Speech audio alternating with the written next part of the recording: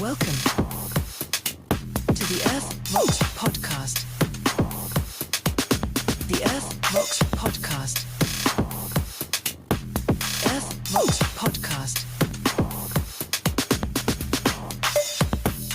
Well, I tried to figure out how to rename the stream, but my streaming service has rejiggered its streaming interface and for some reason hidden how to do exactly that. So I don't know.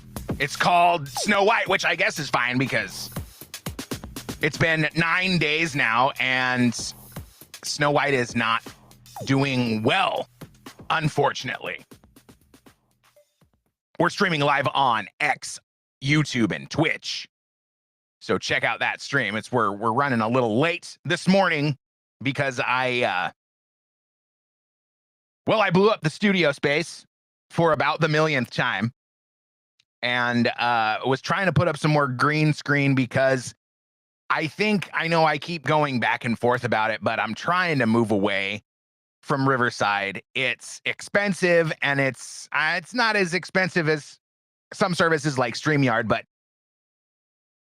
it's also not very good. And little things like hiding how I rename my stream when it goes live are just kind of the proverbial straws that are breaking this camel's back. But I've been working on it. I got green screen everywhere behind me, but I'm still relying on Riverside's virtual background, which is it's better than nothing. I'm actually really grateful for it because it's a nice crutch while I'm learning how to do lighting and green screen and everything that goes along with making a nice video product. But look for more improvements. I'm figuring it out. Just to not dive too deep into it. It's difficult. It's a pain. I'm trying to use free programs. I'm trying to use paid programs. So do me a favor and share the show. Hit that subscribe button. Leave me a nice rate and review if you wouldn't mind. Now, can we make Snow White? Can we make the Snow White conversation about how people are sick of remakes and not wokeness? I was talking to my daughter this morning about content creation in vague terms. She was really frustrated because the drawing that she was working on was not coming together the way she wanted it.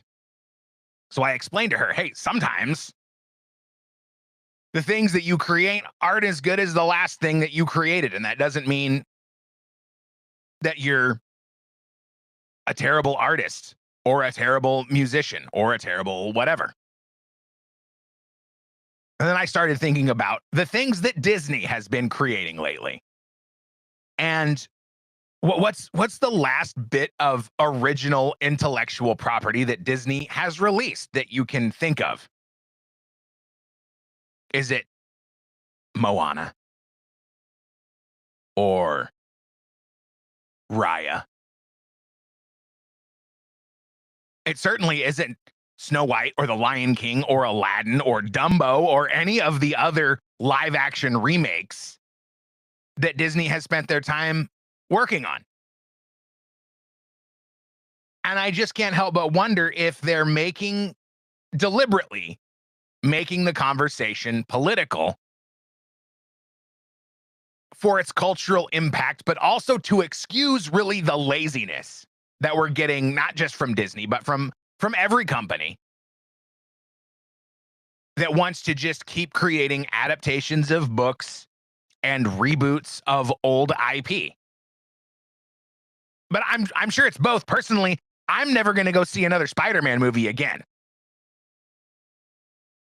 Because how many times do I have to be exposed to the same story over and over again? I want to believe that the culture is sending a message to these companies that they're sick of the same old story and that we would like them to invest in some new ideas. Pay some writers, for God's sake. People are writing great stories every day, I'm sure. Besides, Snow White isn't even woke. It's a good movie. All right, it's good for what it is. I don't like the narrative that it's too woke. It's not. I mean, I guess that's just my opinion, but I don't really have an issue with it. I think the changes they made make for a better story. I really do. No one is paying me to take this position. It's estimated Disney spent between $350 and $400 million on Snow White, and so far, has only made back between 130 and 150 million dollars so far in the 9 days. I mean, I don't think we have the numbers from the box offices last night. I mean, somebody does, I'm sure. And the star of the show, the immensely talented, albeit arrogant Rachel Zegler, is not helping. Jonah Platt, the son of Snow White producer Mark Platt, has spoken out against her, what would you call it? Belligerence. This article from the New York Post, Snow White producer's son. Yeah, thanks for all the ads, Dick. I was looking for, not 2 minutes ago, I was looking for ad blocker to install on my Google Chrome here, because it is, I mean, you'll see, hang around. This is one of the beauties of the audio side. You don't have to be exposed to all these ridiculous ads that take up half the page. But from the New York Post, Snow White producer's son unloads on immature Rachel Zegler for anti-Israel comments. Quote, her actions hurt the film. The son of Snow White producer Mark Platt slammed Rachel Zegler, 23, as immature and narcissistic after it was revealed his father flew to New York to speak to the film's lead actress when she went political on X. Jonah Platt, 38, brother of actor Ben Platt, issued a scathing response to one negative commenter on his Instagram. Let's see, do they have it? They do. They have the picture of the tweet. I'm getting better. I always do that. I read the text of the article and then go down and see, oh, look, here, the tweet says the same thing. The random commenter, apparently, yes, the name has been censored out to protect the innocent. Your dad flew to NYC to reprimand a young actress? Any words on this? Because that's creepy as hell and uncalled for. People have the right to free speech, no? Shame on your father. Do you have the right to free speech when you're at your job? I wonder. He responds, you really want to do this? Yeah, my dad, the producer of an enormous piece of Disney IP with hundreds of millions of dollars on the line, had to leave his family to fly across the country to reprimand his 20-year-old employee for dragging her personal politics into the middle of promoting the movie for which she signed a multi-million-dollar contract to get paid and do publicity for. This is called adult responsibility and accountability. What a novel idea. And her actions clearly hurt the film's box office. Did it really? If the media didn't take it and blow it out of such huge proportions, would it really be that big of a deal? I felt the same way with the whole Colin Kaepernick saga when he was taking a knee on the field to protest police brutality. And everybody freaked out, wanted to make him stop doing it. But what did you see every time you watched an NFL game? Oh, it was always, the cameras were always looking. They were always looking for the people taking the knee and disrespecting the national anthem. And then people see that they get on TV for taking a knee during the national anthem, and what happens? What sort of effect does that happen? Or what sort of effect does that have on everyone else's behavior? Oh, hey, I can get some screen time if I take a knee during the national anthem. Come on, y'all, let's everybody take a knee during the national anthem. Big shocker. Huge. Right? He has a point. Even though he's probably a liberal moron too. I wonder what sort of things he's written on his X and his Instagram. Rachel Ziegler wrote F Donald Trump and tagged him in it. So she's she's winning friends and influencing people. But there's another element to this movie's failure that occurred to me on Friday that I haven't heard anyone reporting. And that is that liberals have far fewer children than conservatives. And if the trend continues, this birth rate trend, in about 20 years, conservatives will have 100% more children than liberals. So if Disney continues alienating conservatives with their woke garbage, they won't have much of a company left. Which further affirms my theory that wokeness is an attack on our culture and our economy, perpetuated by the enemies of our country. And again, I think Rachel Ziegler's political perversion is being encouraged by the bad actors that surround her. It's a known propaganda technique. Now, that doesn't excuse her lack of perspective, but it does make me feel a little bit sorry for her. Do you think she's going to work in Hollywood again based on the damage that she's done, not only to her personal brand, but to Disney themselves? I'd imagine pissing Disney off is a big no-no. In fact, I know it is. They're known for being petty and vindictive. Remember Gina Carano, the star of The Mandalorian? That was like her big break. And you listen to her do interviews and talk about that whole situation. It's really heartbreaking. I'm sure she feels like she's better off, though. She wouldn't. The story of Gina Carano was that she wouldn't put her pronouns in her Twitter profile. So Disney effectively ended her career. What do you think is going to happen to good old Rachel? She doesn't, and get this, when I was looking into this, I thought this was really interesting. She doesn't have any work confirmed beyond being, she was cast in a play of Evita that's going to be on West End, whatever that means. And I'm sure she's going to be great. She was great in Snow White. But she might be moving back in with her parents soon, which is good because they can work on teaching her not to be such an entitled C word. I mean, who else are you going to blame for that behavior? I mean, clearly there's people around her putting these ideas into her head. But where was the influence of her parents and the people that she respects telling her, hey, don't be such a loudmouth bitch? It's useful information. In fact, I'm going to write this down. I need to talk to my girls about that later. I will say, I am glad to see an evil company like Disney losing. Even if they do, I mean, the numbers actually were surprisingly unimpressive for how many, and I mean, maybe the information isn't entirely accurate.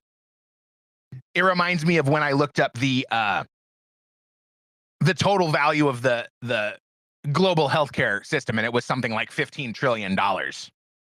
This was probably back in 2005. And then I go to look up the number again several years later, and it's down in the billions. So with a grain of salt, I will say that Disney does contribute about $110 billion to our economy and employs 233,000 people. And that's not just Disney, that's including its subsidiaries, allegedly. You may be able to find more accurate information if you dig deeper. On one hand, I'm glad to see that these companies, Disney, Target, Bud Light, are all suffering the negative consequences of their decisions to go woke, to bow to the private equity that owns the controlling interest in their companies. And I'll probably have a story about that coming up in the next couple of weeks. We'll see what happens. There's not a lot to report on it beyond companies like BlackRock and Vanguard and State Street, massive private equity firms, buy controlling interests in these companies, and then they can control the company. Then they have control of the company. So they can require the company to do things that hurt the company and effectively destroy the company without feeling any of the negative consequences themselves. And Donald Trump has said he wants to look into this. He wants to close what's called the carried interest loophole, which allows the companies to do these kind of things. We can only hope. It's bad news. What a stupid system. Stupid economic system. But let's talk about winning, shall we? We got a lot of winning to talk about today. And I even plan to do something that I don't normally do on this show. The Fourth Circuit has ruled in favor of Doge. Reported by Nick Sorter on X at Nick Sorter. The Fourth Circuit has officially cleared the way for Elon Musk and Doge to continue operating in USAID. That's, of course, the United States Agency for International Development. Massive win to start the weekend. Doge can now start digging deeper into USAID to expose past and present corruption. The fraud will be exposed, and the liberal tears will keep flowing. Delicious. I love liberal tears. I pour them on my pancakes, in my cereal. I'm even drinking them right now out of this cup. Oh, I didn't mean to pull a Crowder right there. You know what I'm talking about. So, more investigating will be allowed to continue. Doge will be allowed to continue working within USAID, exposing more waste, fraud, abuse, and laundering of our tax dollars to Marxist Democrat campaigns. Because that's what's really going on here. And I think the next step, I think you're going to see some things start to happen with the elections. I might even have something to talk about today on that topic. So the entire Doge team went on, well, I should, not the entire Doge team, the leadership of the Doge team went on Fox News to talk with Brett Baier. Who really knows? About the horrifying things that they've discovered. And shout out at Elon Clips X, because this tweet that X post, sorry, boy, dead naming. This X post that they created for this bit of content is amazing. If you're watching the video, you can see here, they have timestamped the 26 topics addressed in the 31-minute interview. It's incredible.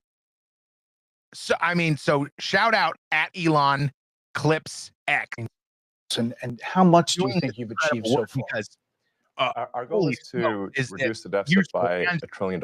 I'm just going to pull out a few clips from a nominal deficit of entire interview. I would really love, I don't know, I think about it all the time. You'll have to send me an email, the real earthvox at protonmail.com, or slide into my DMs, whatever's easiest for you. I want to know, would you like reduce the spending by 15%? Which seems for me to break down in entire videos and go through them bit by bit, or do you think that's too slow and boring? Because 15% I find myself sifting through all of this content, getting ready for the show, having a really hard time, and about what I want to cut or include, and I find myself thinking I should just go through this entire thing, but it's too much. It's too much, and I also feel like it relies too heavily on the work of others. But really, I think the appeal is adding my own perspective. So let's start out here at 139. Doge has been cutting $4 billion a day. You technically are 7 a days a week. special government employee, and you're supposed to be 130 days. Are you going to continue past that, or do you think that's what you're going to do? Or well, I think we will have accomplished most of the work required to reduce the deficit by $1 trillion within that time frame. So in that time frame, 130 Yes. days, and the process is a report at some point at 100 days, or not really a report. We are cutting the waste and fraud in real time. So every day that passes, our goal is to reduce the waste and fraud by $4 billion a day, every day, 7 days a week. And so far, we are succeeding. And I'm going to talk to the specifics, but there obviously are Doge critics who are reading all kinds of stuff. Obviously, lawmakers on the other side of the aisle are attacking you, and they characterize the approach as this: fire, ready, and then aim. And how do you approach that? How do you respond to that? Well, I do agree that we actually want to be careful in the cuts. So we want to measure twice, if not thrice, and cut once. Actually, that is our approach. They may characterize it as shooting from the hip, but it is anything but that.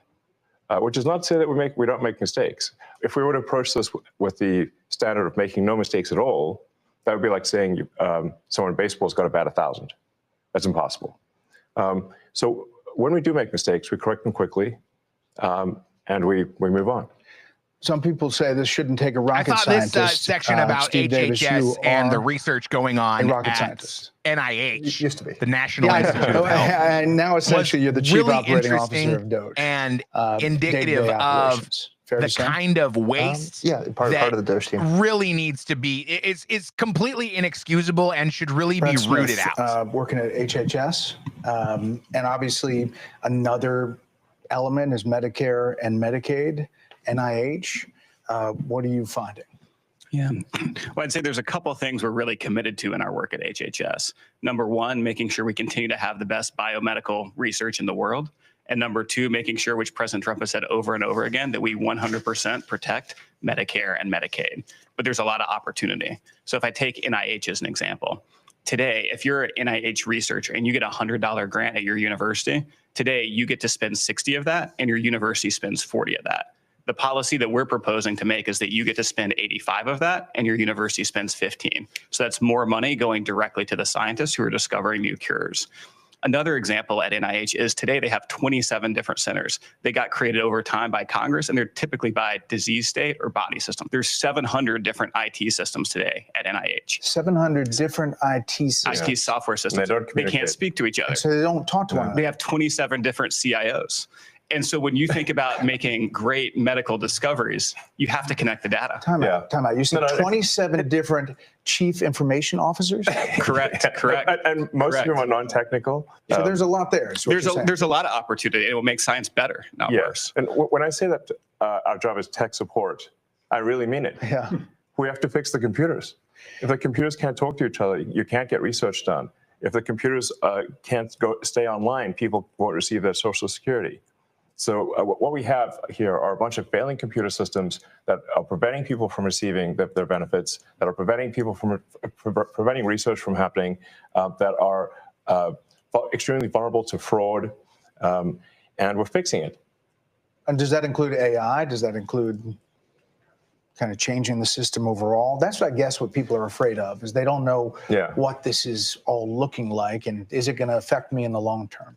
It's going to affect them. It's going to affect people very positively. So the changes that we're doing here will ensure the solvency of the American government, of the United States of America.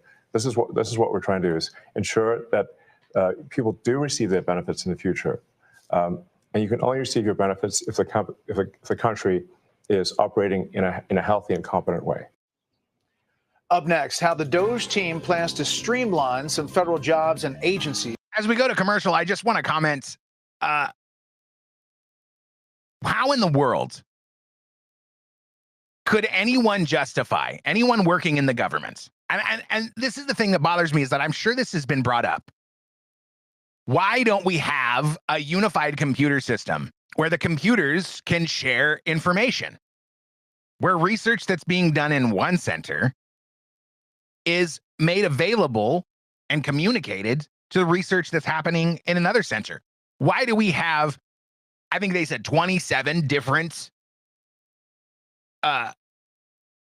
NIH offices that are all working on different things, or maybe the same thing, and they have no idea.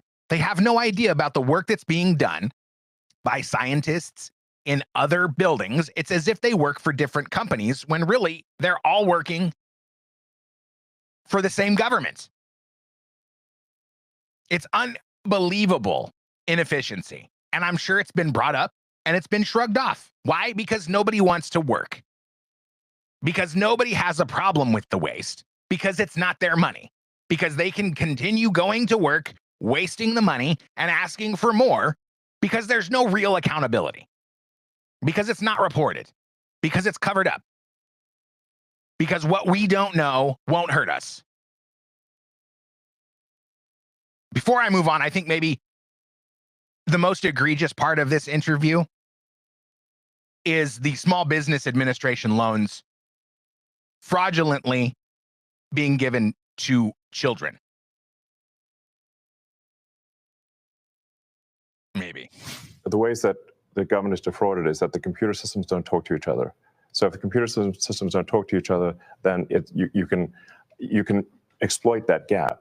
And fraudsters exploit that gap, take advantage. For example, there were over $300 million of Small Business Administration loans that has been given out to people under the age of 11. Well, actually, to add to it, it's 300 million under the age of 11 and over 300 million to over the age of 120. Definitely. Small business loans. Correct. Yes. The oldest American is 114. So it's safe to say if their age is 115 or above, they're fake. Or they should be in the Guinness Book of World Records. And we should not be giving out loans to babies. So the youngest recipient of a Small Business Administration loan is a 9-month-old, which is a very, very precocious baby we're talking about here. So obviously it was just fraudulent. And they do terrible things. They actually will see that a kid's been born. They will steal that kid's social security number and then take out a loan and leave that kid with a bad credit rating. There was literally a baby. The terrible things are being done is what we're saying. And we're stopping these terrible things. And you can stop it? I mean, we are stopping it. The reason this is Absolutely. happening is because the two systems are not talking to each other. Yes. Right. And so you don't know at the Small Business Administration that you're giving a loan to a 9-month-old, which happened in one case, because you're not cross-referencing that with the Social Security Administration data that has birth dates. So that very, very simple fix eliminates tremendous fraud. And that there are multiple systems across the government where the systems are not speaking with one another. And if you just solve that simple problem. So an identity thief gets a hold of a 9-month-old's social security number, or a 101-year-old's social security number, and takes out a small business loan. And since nobody really cares, because this is what it's about, right? Nobody really cares. Since nobody really cares, they just send the check, give them the loan. Do you think they get that money back? I mean, of course not. But why bother? Why bother verifying when it's not your money? It's not your boss's money. It's not even the government's money. It's your money. It's my money. And it's gonna keep getting taken right out of your paycheck, no matter if it's being spent fraudulently or not.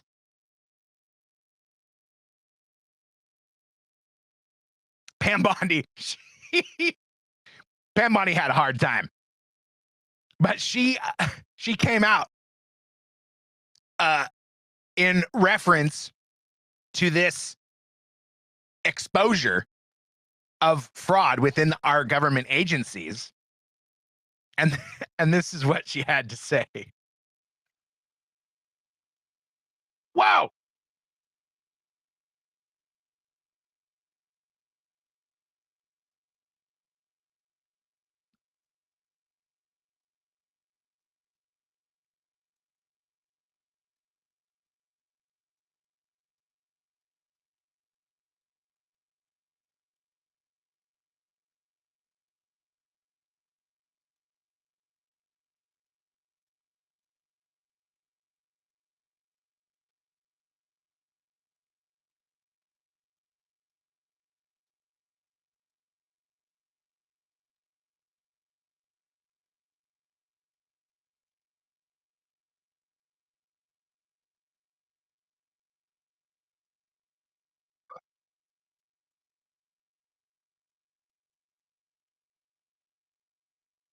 not everyone's great. Not everyone's great at public speaking. She seemed to be really nervous. I don't know how I honestly feel about that. Do you need your AG to be articulate? Do you need her to be fast on her feet? I don't know if she was prepared. She says, "Thank you, President."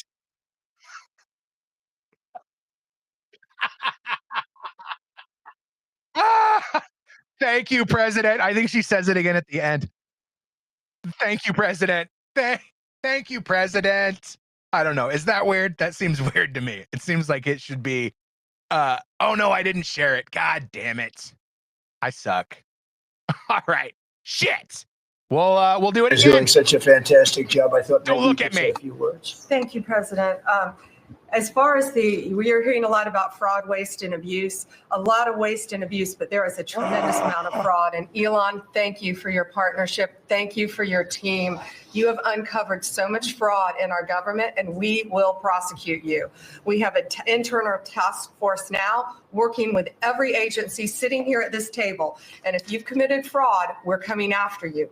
Thank you, Elon, for that. On the violent crime level, thanks to President Trump's directive, we are seeking the death penalty again. So all of these horrible, violent criminals that you're hearing about around the country, they will face the death penalty federally within our country. And the drug dealers need to get out of here because we are coming after you.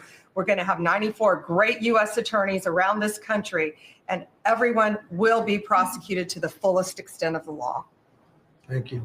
Thank you, President. Is that your directive? Is doing All right. Well, I guess no further commentary needed. But it's encouraging, right? That didn't seem prepared. I mean, if you could make any statement about that little speech she gave. She was nervous. She seemed unprepared. And that's where she went to. Drug dealers, you better get out of here. We're seeking the death penalty again. And I know. What do you think about the death penalty? I think that we certainly shouldn't be keeping the worst of society alive in prison for their entire existence. How is that fair? What would Doge think about that? Somebody kills their family or kills a bunch of innocent people. Why are we going to pay for them to be fed and housed for the next 40 years? I don't think that's fair. I don't think it's fair to me. I don't think it's fair to you. But it's certainly not fair to execute innocent people. But of course, they still have to worry about judges that Democrat presidents have appointed. And they've appointed many activists who masquerade as judges. And that's really like the prosecutor can seek the death penalty. But it's up to the jury and the judge, which I think are good checks and balances. But at this point, we know that we do have activist judges on the bench in these different districts. And it's a problem. And it doesn't look like impeachment will be a viable solution. Because to impeach a judge, you need 2/3 of the Senate. That's 67 votes.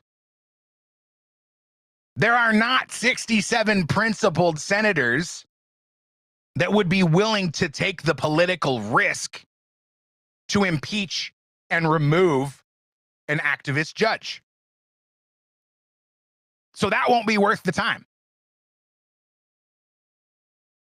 But Mike Johnson came out and said they may just eliminate the court altogether. You don't need to impeach a judge if he doesn't have a court to preside over.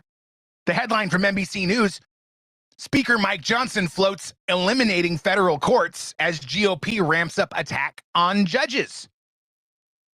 Facing pressure from his right flank to take on judges who have ruled against President Donald Trump, Speaker Mike Johnson, the Republican from Louisiana, on Tuesday, floated the possibility of Congress eliminating some federal courts. It's the latest. I love this activist journalism from NBC. It's the latest attack from Republicans on the federal judiciary, as courts have blocked a series of actions taken by the Trump administration. In addition to funding threats, Trump and his conservative allies have called for the impeachment of certain federal judges who have ruled against him. Most notably, U.S. District Judge James Boasberg, who attempted to halt Trump from using the Alien Enemies Act to deport Venezuelan immigrants. Here's what he had to say on the matter. Over the federal courts. We do have authority over the federal courts, as you know. We can eliminate an entire district court. We have power funding over the courts and all these other things. But desperate times call for desperate measures, and Congress is going to act. So stay tuned for that. You see what happens, Larry? We do have authority over the federal courts, as you know. You see what happens, Larry? This is what happens, Larry. You get the reference? I hope you do. If your court isn't going to uphold the law, then your court is not necessary. If your court is going to pervert the law, then your court is not necessary. And should not. Why do we allow this to happen in our judicial system? But it's not just the justice system that needs reform, because these judges are appointed by people that have won an election. And every time I see Jasmine Crockett's ratchet ass go on some podcast and act like a fool, I can't help but wonder how she got elected. Granted, there's probably a lot of ignorant voters. There's a lot of voters, I guarantee there's a lot of voters that watch CNN and MSNBC and go, yeah, that's a good idea. I'm going to vote for that one. I'm going to vote for that one because it's black person. The screen told me to. I want to vote for people that look like me because they're going to, I mean, how long are the marginalized communities going to keep relying on minority politicians to bail them out? And how many times are they going to be disappointed?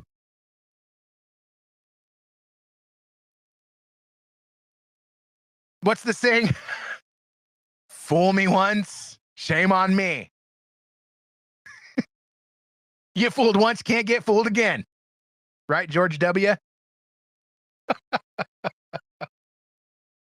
But Donald Trump says no more mail-in ballots accepted after Election Day. And he gave an executive order. From The Guardian via Yahoo News, Trump signs executive order that will upend U.S. voter registration processes. Donald Trump has signed a far-reaching executive order that promises to fundamentally disrupt American voter registration processes in introducing measures so restrictive, they could, in effect, disenfranchise millions of citizens if enacted. Described by Will Scharf, the White House staff secretary, on Tuesday as, quote, the farthest reaching executive action taken in the nation's history. The order represents the latest in a long list of assaults against immigration, but also on current voting systems. I'll save you the propaganda to explain that Donald Trump said you're going to have to prove your citizenship to register to vote, and no more mail-in ballots accepted after Election Day. Quote, this anti-voting executive order is an extraordinary overreach and would disenfranchise tens of millions of eligible voters, said Sophia Lynn Lakin, the director of the Voting Rights Project at the American Civil Liberties Union. Liar. Motivated liar.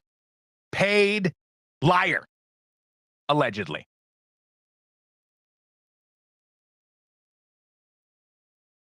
Another quote. The short answer is that this executive order, like all too many that we've seen before, is lawless and asserts all sorts of executive authority that he most assuredly does not have, said Daniel Lang, a voting rights lawyer at the nonprofit Campaign Legal Center. Because, you know, lawyers are known for telling the truth. They made movies about it. Should we talk about the Signal saga? I mean, I'm sure it's all you've heard about all week long. I'm really more interested in the aftermath. I've got more things. This was one of the topics that I struggled with because the entire article is really kind of repulsive and has a lot of suggestive language. But the Signal messages themselves I found to be really interesting. Let's get into it. I'm getting excited about it now. I'm reminiscing. From The Atlantic,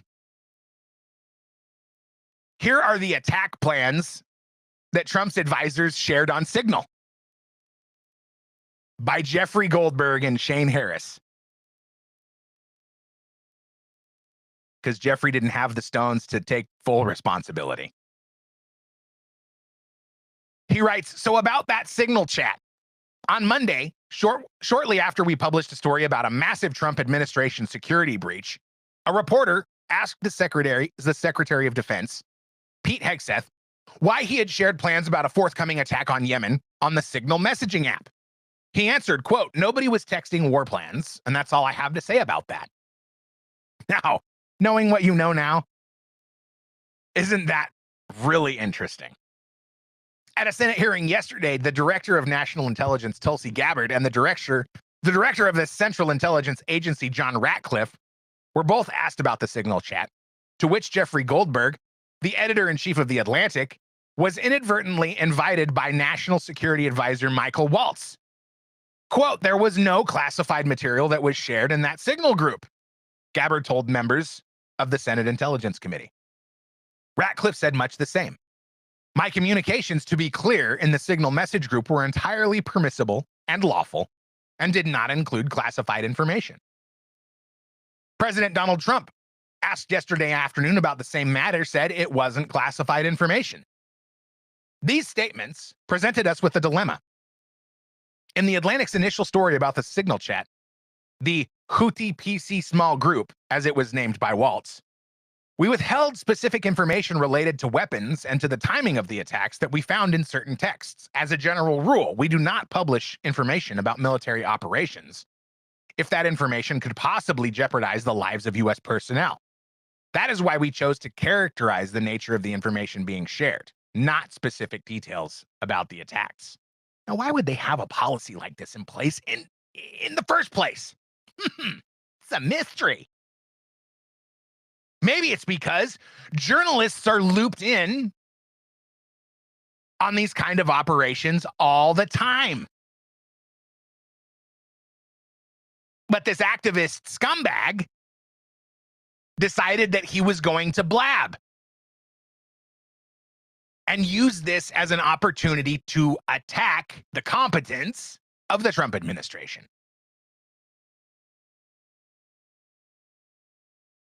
The most interesting part of this, I'll cut to the chase. Trump was quoted as saying, the attacks went off without a hitch. I'm paraphrasing. That night. Now, here's what's interesting. If you go through the texts, they're cut and pasted together. And you have to look kind of carefully. First of all, Jeffrey Goldberg is a scumbag because chatting on Signal is done because, one, it's encrypted, and because, two, the messages disappear after a set amount of time. But if you look at the timestamps, you'll see 4:28 p.m. posted it at the top of the conversation, the alleged conversation as it was communicated to Jeffrey Goldberg. 4:28 p.m. 4:29, 4:29, 4:30, 4:39, 4:53, 6:34. Then we see a timestamp that says today. And we have 8:05 a.m., 8:16 a.m., 8:22 a.m., 8:26. But then as you scroll down further, the timestamps disappear and they start to show like the attack plans, for example. They start to show, 19 minutes ago. It's no longer a timestamp. It's an amount of time expired. It's been 19 minutes since Pete Hegseth sent this message of the agreed upon details of the strike. It's very suspicious. It also runs backwards.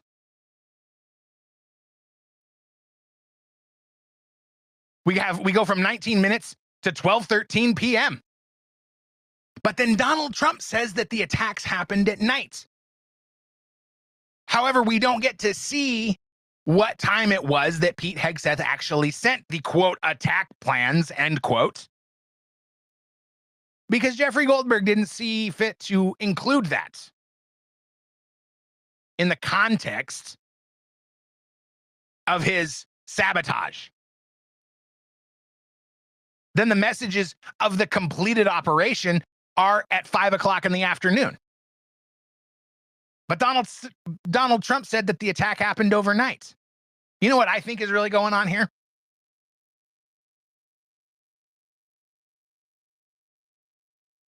It seems like a psyop. The Trump admin is reporting that it was a staffer who added Goldberg, which may or may not be confirmed. When it becomes like unverifiable, like of course they're not going to tell you who the staffer was. It was just some what does the media love to call it? An unnamed source or sources close to the investigation or close to the president, which means it could be total bullshit. But maybe it wasn't an accident. I mean, this administration has said that they want to be the most transparent administration. There's been a lot of speculation about the danger military personnel might be in if a bad actor had been accidentally included in the signal chain. Well, how does he know? There's not specific details about the operation. Hegseth said the time that the planes took off. Well, how do we know that was true? Who was watching the runway, confirming that that's actually what time it happened? Goldberg asserts that the information would be typically classified. How does he know? Does he have security clearance? It's been alleged that the CIA is involved in many news media operations. He's the editor-in-chief at The Atlantic. How could he be accidentally looped in if he didn't have security clearance? It was either classified and shouldn't have been released by Goldberg, even though it was, or it wasn't classified and it was okay to release. It's not both. Either these people should all be fired for releasing classified information and Goldberg prosecuted for printing the classified information, or it's none of those things. It seems like a psyop, and it's called a canary trap. This is when you disseminate information to the people that you think might be leaking. You send them all the same information, but you change specific details in each person's email so that if and when the information is leaked, You can match the leaked information with the information that you provided to the leaker. If you're talking about someone drinking from a blue cup, then you know that it was Jeffrey Goldberg because Jeffrey Goldberg got the email that said it was a blue cup. You sent an email to 5 journalists, one talking about a blue cup, one a yellow, one a red, one a green, one a pink. Then you see which information leaks to the press. If it's about the blue cup, then you know it was Jeffrey Goldberg. I think they wanted to see if he was a spy. They wanted to see if the Houthis were going to get this information about a strike coming and be able to avoid it. Now, how would you know that that happens? You give the information about the strike happening, and then you see what your targets do. If they immediately start evacuating the area 2 hours before you launch the strike, then you know they got the heads up, and you know who gave them that heads up. Trump said the attack happened at night, but many of the messages were at 9 o'clock, 8 o'clock in the morning. I'm sure we haven't seen the end of this. The Democrats are all screaming for Pete Hegseth to resign, Michael Waltz, the national security director, or whoever he is. Of course, they're all screeching. And they all want everybody to resign and be impeached because look at what's happening. Everything's falling apart. They're losing their funding. And I love seeing the left fracture and attack itself. This is like what's happening with all of the Tesla business. All the Teslas being firebombed and keyed and vandalized and having Nazi symbols spray painted all over them. The left loves electric cars. They love Teslas. They all went out and bought Teslas so they could pat themselves on the back and enjoy the smell of their own farts. And now other elements of the left are attacking them for supporting a literal Nazi. Well, you know, Ford actually manufactured weapons of war for the Nazis in World War II, but I guess we can't drive Fords either because they're horrible gas guzzlers. Right? So what? So we can't drive anything. We got to just own nothing and be happy, I guess. Because that's the cultural perversion that's being forced upon us by our enemies, like China. You know, I recently just learned that Tim Walz is a Chinese agent, allegedly. Let's get into this Breitbart article, also known as the Ad Factory. God, I hope you're watching the video because the ads on this page are friggin' ridiculous. So I will be investing in an ad blocker. But good Lord, we get one paragraph and then like 90% of the page is ads at this point. If you're watching on YouTube, X, or Twitch, you can see. Completely ridiculous. But enough about that. The headline: details revealed inside the CCP's United Front work in Minnesota. This is disturbing. And of course, it's all getting blocked out and covered up by the whole Signal saga. On the 1300 block of North Eustis Street in St. Paul, Minnesota, a 10-minute drive from the governor's mansion, sits a brutalist brick building that houses a secret Chinese Communist Party front operation that serves several functions for the CCP. None of them good for the United States. You got a picture of a building there. Very brutalist. I don't even know what that means. But I trust Breitbart. Out of this building, CCP operatives curry favor with politicians like Minnesota Governor Tim Walz, former vice presidential candidate That guy was going to be the second in command. The second in command of the country. A heartbeat away from, I hate that cliche, a heartbeat away from the presidency. So stupid. Yeah, we get it. You're almost number one, buddy.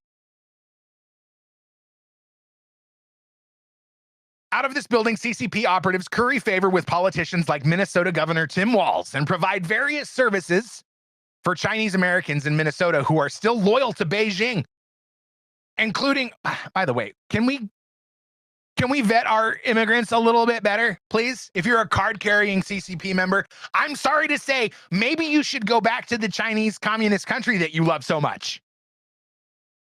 But we all know why they're here. Hosting meet and greets with CCP diplomats and dignitaries. Businesses registered at this address receive six-figure grants from American taxpayers. The building has been associated with a web of businesses and groups, including the Alliance of Chinese Culture and Arts, the Center for Community Service, and the Alliance of Minnesota Chinese Organizations. It is also the home of the Overseas Chinese Service Center of Minnesota, which apparently works under the umbrella of the CCP's United Front. According to a recently released U.S. House Oversight Committee report, quote, United Front work is carried out by a vast network, including through the United Front Work Department and Chinese intelligence services, including the Ministry of Public Security and the Ministry of State Security.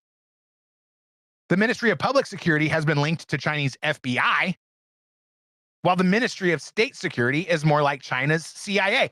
I'm sure that's fine. I'm sure there's nothing to worry about there. Chinese dictator Xi Jinping describes United Front work as one of the CCP's magic weapons that helps, quote, undermine the sovereignty and integrity of the political system of targeted states. That's fine. You know, free speech, right? Free speech. We definitely need to let Chinese communists immigrate to the country to undermine its laws and values. Give me a break. But of course, people like Tim Walz and Kamala Harris, they want this to happen because they hate this country and they're so hungry for power that they would willingly let it burn to the ground so that they could rule over the ashes. That's one of the cliches I like. President of the Jamestown Foundation and former CIA counterintelligence analyst Peter Mattis says that United Front work, quote, damages U.S. interests through legal and illegal technology transfer, surveillance of Chinese diaspora communities, promotion of favorable narratives about the PRC, the People's Republic of China, through ostensibly independent voices, and the neutralization or harassment of critics of the CCP. I consider myself to be one of them. That's why I can't grow on social media. That's why I really rely on you to share the show. So give me a thumbs up, hit the like button, subscribe, and share, please. I got the whole force of the CCP working against me. I need your help. The New York Secret Police Station and the Minnesota Service Center appear on the same global list of overseas Chinese service centers that has been posted to websites affiliated with the CCP. Activities include helping Chinese consulates in processing visas and other documents for overseas Chinese, and both New York and Minnesota have special designated WeChat accounts assigned to their regional locations by the Chinese government. The New York Secret Police Station used such tools to help the CCP, among other things, keep tabs on Chinese living abroad. I'm sure, like, why even include that? They'll tell you any lie that they think you'll accept. That's just the way it is. China considers us to be their enemy, and they laugh at us when we allow things like this to happen. I laugh at us because we allow things like this to happen. And that's why our rights are constantly under attack. That's why everybody hates that Donald Trump is the president again, and that he's going to war with the globalist state that has infected this country. That's the reason. That's why you have to listen to shows like this and others. That's why you have to read deep between the lines to find out what's really going on. And we're still winning. Even after being infected with countless Chinese spies, we still win. We still elect Donald Trump.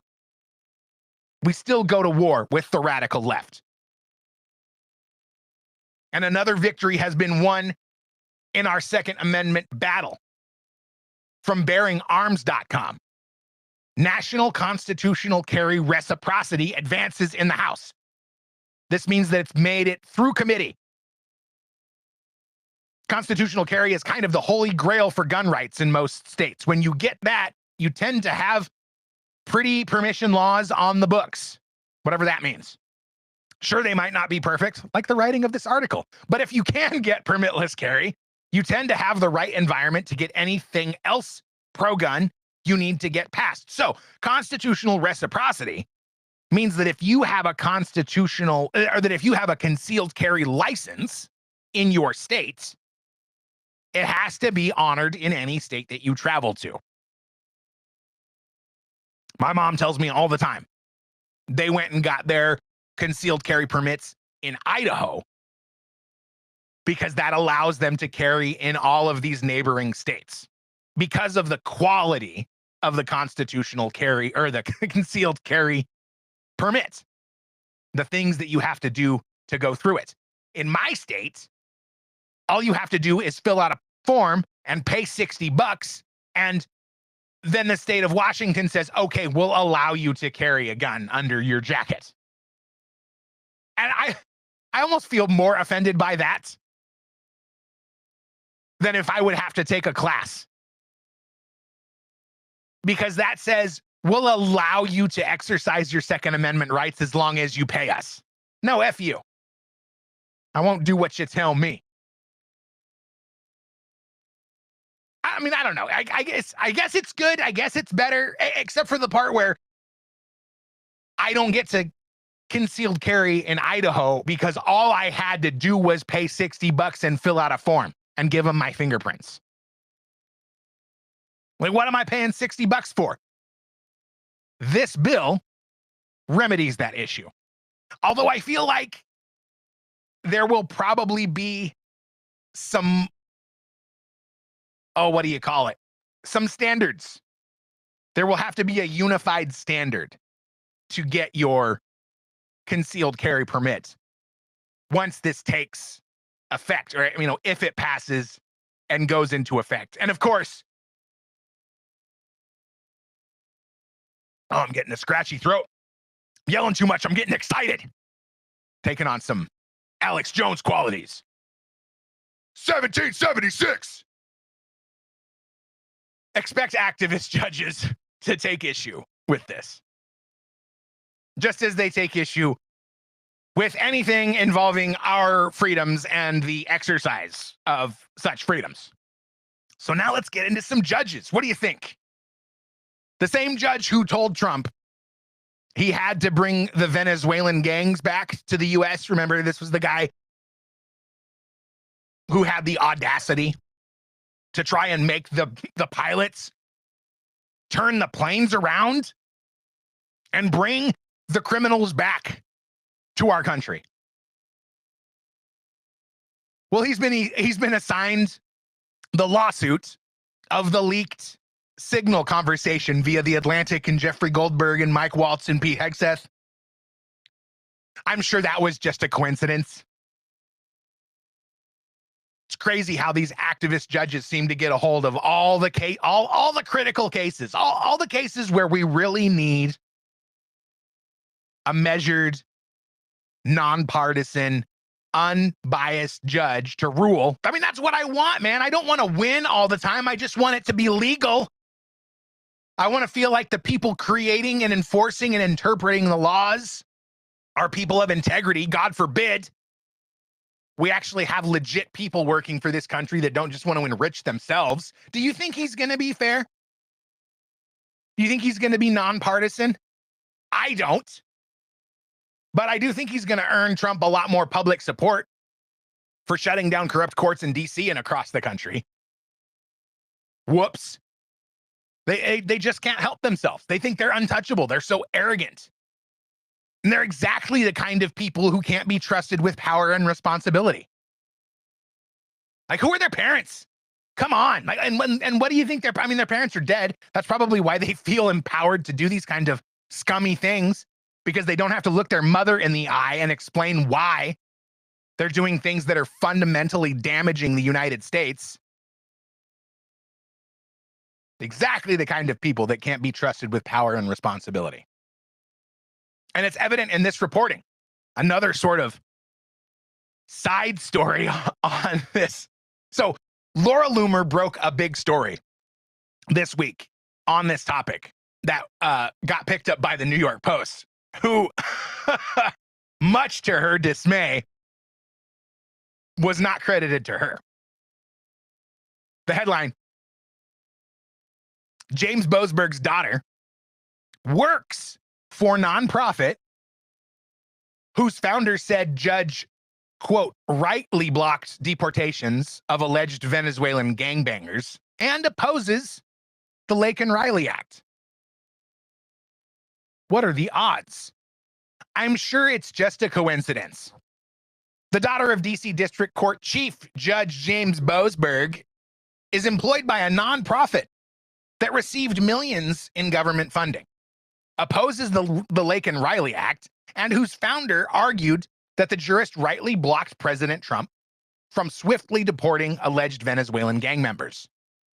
Catherine Boasberg, the daughter of the federal judge who halted the Trump administration from using the 1798 Alien Enemies Act to send alleged Tren de Aragua members to a mega prison in El Salvador, conducts, quote, capacity building work in public defender offices across the nation for the nonprofit group Partners in Justice.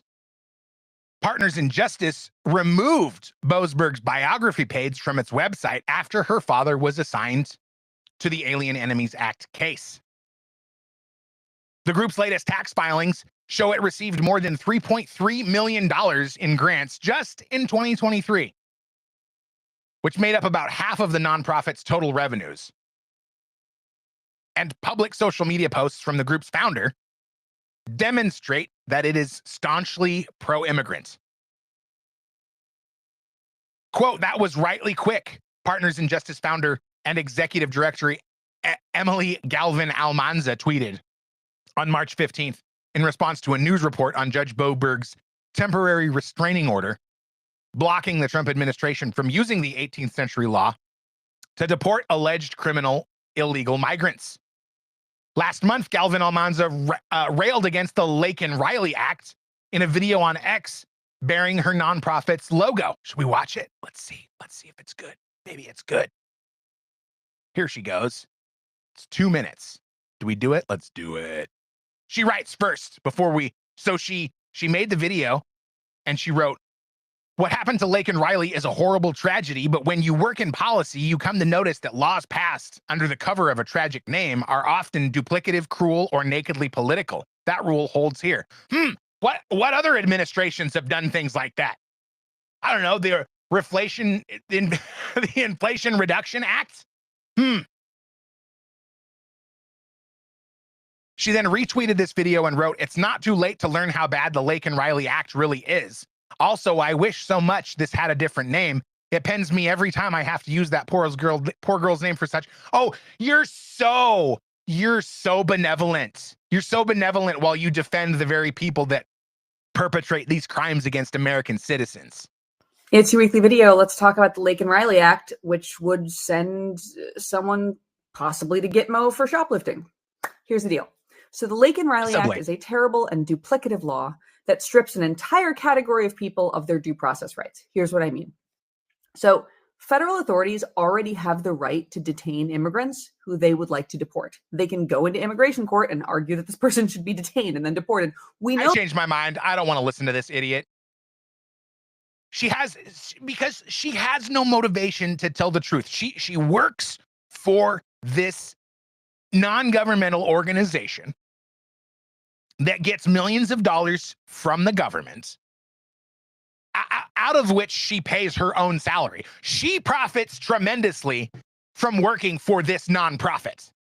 All of that legal language gets really confused. But if I mean, this is how money laundering works. This is why everything to do with the Clinton Foundation was so controversial. Because these politicians work for their charitable organizations and they pay themselves salaries. And then people from all over the world can contribute to these charities. So, of course, she doesn't want any legislation to go through. She doesn't want any public support for any policies that could cause her organization to earn less money, because that means she earns less money.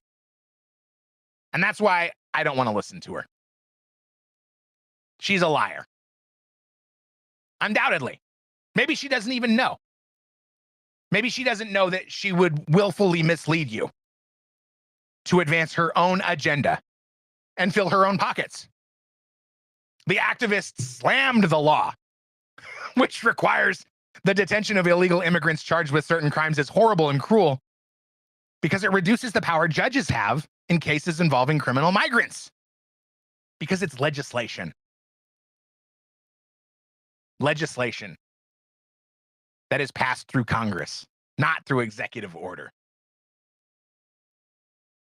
And I don't know how you feel about Trump enacting all of these executive orders. I'm a little bit concerned that in the next administration, they'll all get reversed. Maybe the next administration will include J.D. Vance as the president. But we still don't really know who J.D. Vance is. We hope we do. But that's not all I have on these judges. There's been a lot of reporting and a lot of murmuring about other conflicts of interests and corruption within the judiciary. On the topic of Judge James E. Boasberg, U.S. District Court, Washington, D.C., he ruled against Trump on this topic, ordered the flights to return. The administration deported over 200 individuals to El Salvador despite the order, prompting defiance allegations. They said that it was over international waters, so he didn't have the authority. But this guy has conflicts of interest. Critics, including Trump on Truth Social, labeled Boasberg a radical left lunatic with Trump derangement syndrome, citing past rulings favoring the ACLU and leniency towards FBI lawyer Kevin Kleinsmith in 2020. Remember, Kevin Kleinsmith was the guy that forged evidence to suggest that people were spies that weren't spies. No direct financial or personal conflicts are widely substantiated, though his Yale connection with Justice Brett Kavanaugh has been noted without clear relevance. We know how this works. Remember Hunter Biden? Maybe James Biden? Maybe the entire Biden family that was profiting massively from foreign interests while Joe Biden was the vice president? Remember 10% for the big guy? Yeah, that's how this works.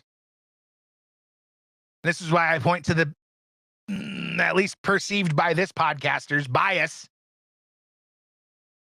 in the information that Grok provides, because even though it's owned by Elon Musk, it's not operated by him, not day to day.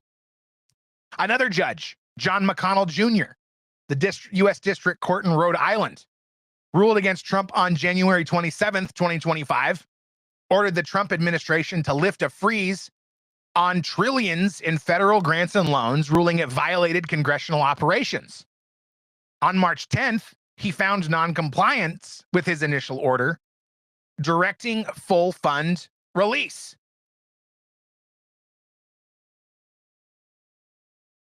America First legal and conservative outlets flagged his past role as chairman and current chair emeritus of Crossroads, Rhode Island. Get this, a nonprofit potentially benefiting from the funds, suggesting personal interest. No definitive evidence of direct financial gain has emerged because these people aren't that stupid. And mainstream reports focus on legal merits. This dude is the chair emeritus of a nonprofit that was benefiting from these federal grants and loans. Judge Amy Berman Jackson ruled against the Trump administration on March 17th, 2025, and reinstated Hampton Dellinger as head of the Office of Special Counsel after Trump fired him, blocking the removal pending litigation.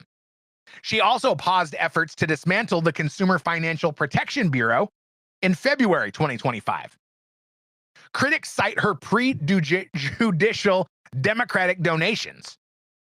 $1,000 to Bill Clinton in 1992, $500 to Alex Sanders in 2002, and a 2023 mock trial appearance with Doug Emhoff. Is that name ring a bell? That's Kamala Harris' husband or ex-husband now. They were going to get divorced. Oh, I have to know what's going on with that now. Did Doug and Kamala get divorced? And you know, Obama and Michelle are talking about getting divorced now too. Now marriage trouble. This was reported January 23rd. Nothing definitive. We don't have, you know what I should do? And I need to get it figured out. No, not Twitch.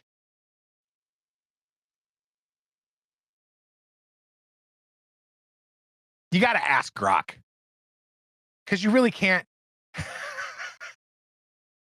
You can't trust anything you get, any information you get from the internet. But at least I can argue with Grok better than I can argue with Google. Oh, and you got to tell it to give you a short answer, because otherwise it will write you a novel. No, there is no credible evidence that Kamala Harris and Doug Emhoff are divorced as of March 30th, 2025. There's trouble in paradise. That's what happens when all of your centers of power start to fracture and break apart. You want to divorce your wife and or husband, allegedly. It's like having money problems. Back to the judges. John Bates, U.S. District Court, Washington, D.C., ruled against the Trump administration in March 2025, ordered the restoration of health websites removed under Trump's gender policy executive order, which aimed to redefine sex-based protections. Rep. Andy Ogles, Republican of Tennessee, and Elon Musk called for impeachment, alleging ideological bias against Trump's agenda. No specific financial or personal conflicts are cited. Accusations rest on perceived liberal leanings, despite Bates' appointment by George W. Bush. This is why we have to stop judicial appointments, and definitely lifetime appointments. Or at least the 2/3 of the Senate rule to be impeached. I mean, getting 67, like, first of all, it's really pathetic that we have to basically just dismiss these issues that we're having with these judges because we can't rely on our senators to be impartial and objective. Anybody can look at what these judges are doing and realize that they're ruling illegally and inappropriately. These judges become cronies for the people who appointed them. And you think a politician wouldn't appoint a judge who would do them favors in the future? Who would rule along political lines and extend the power and the policies of these politicians far into the future for the lifetime of their judicial career? Of course they would. These judges are relying on their crony judges to cover up their malfeasance.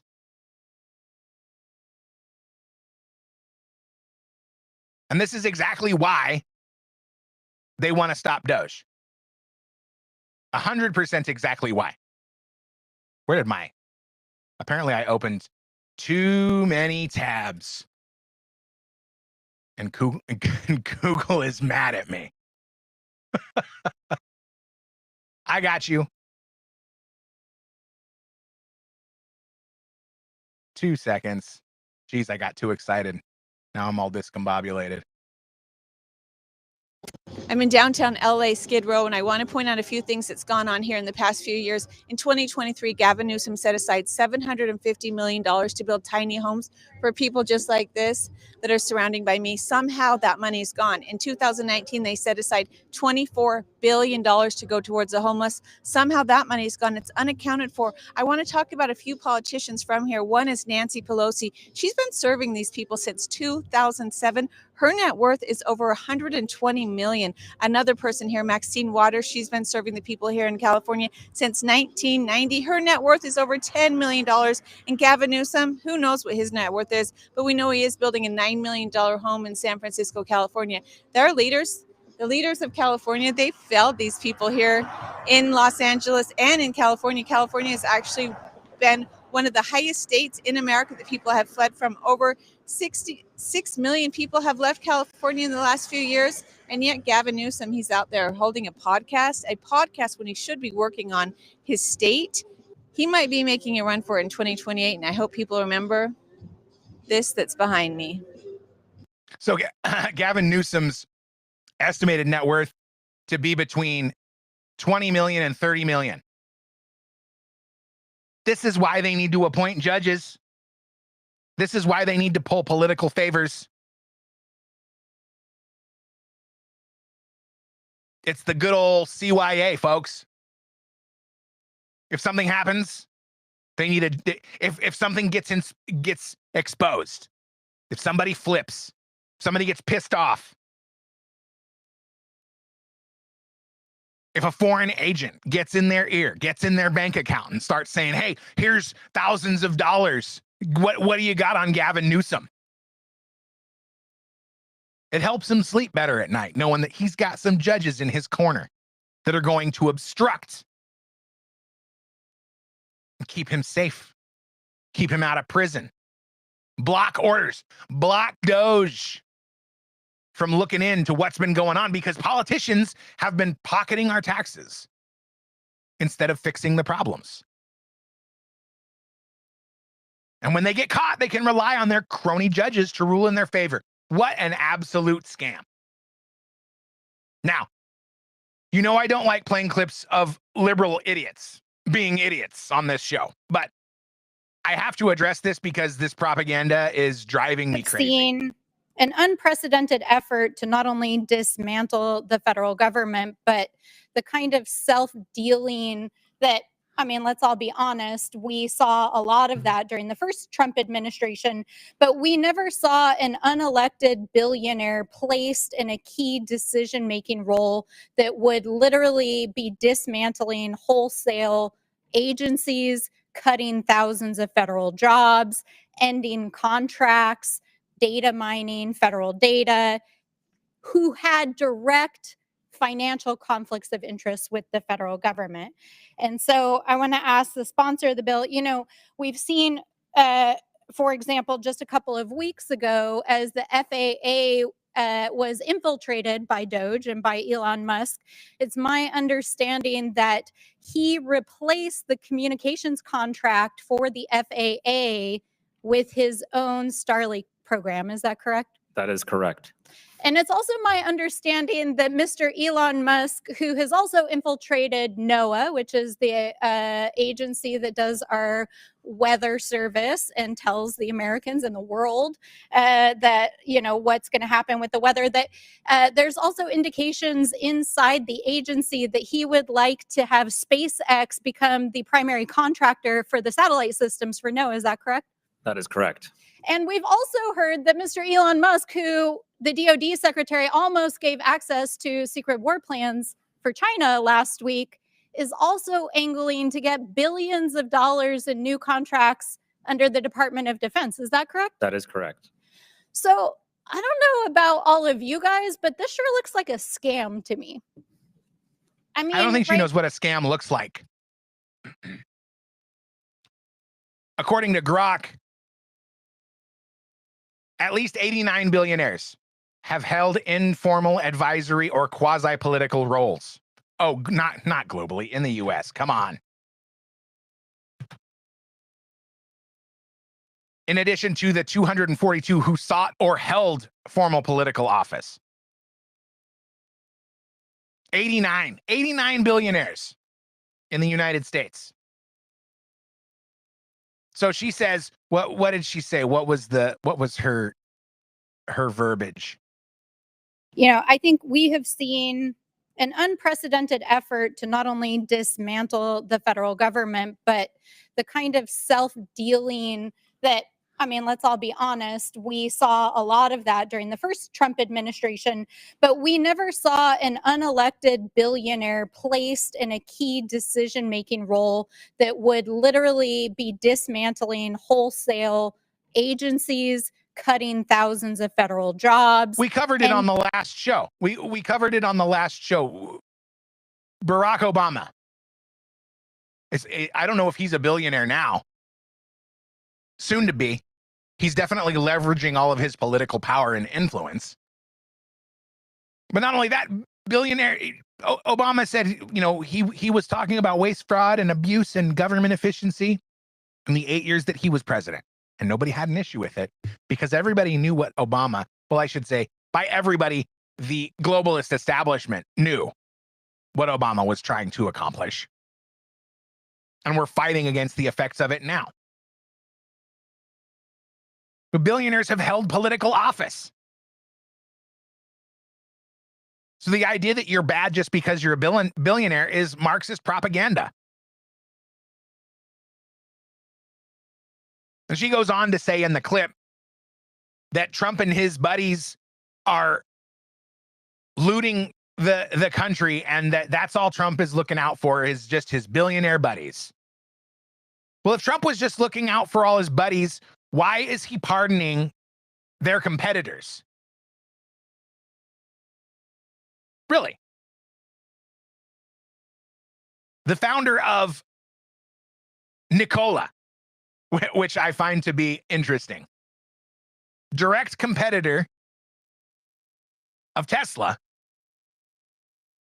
has been pardoned by Trump. This headline from CNBC. CNBC.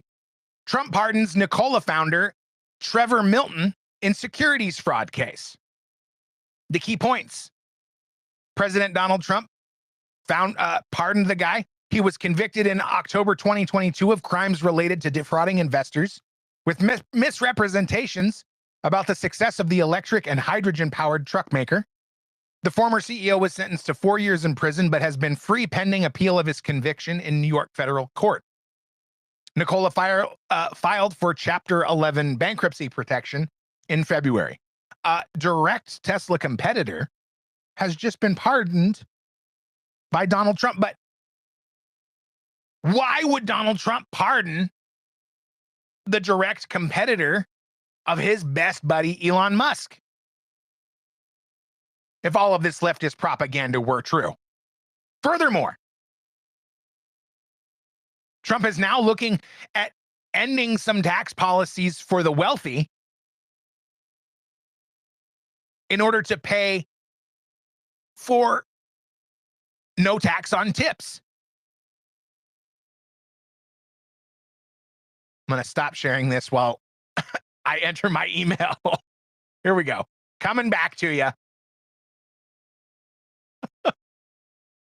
Forgive me. From Axios. Scoop.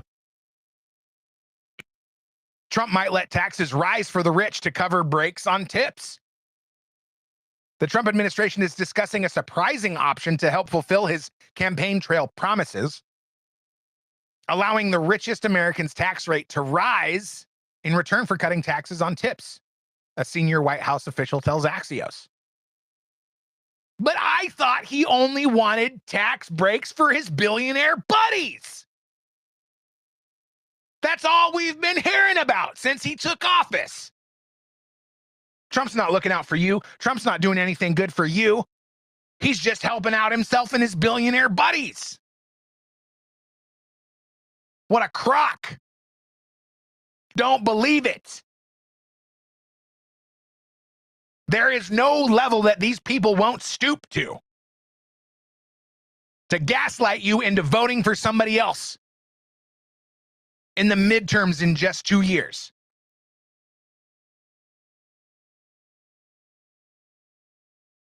This is why this show exists, so please, do me a favor.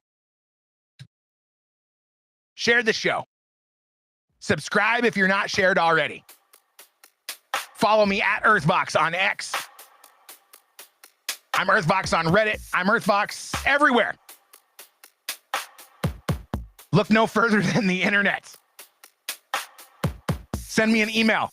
We'll get in touch. Again, please like, share, and subscribe to the show. I would really appreciate it. I'll talk to you soon.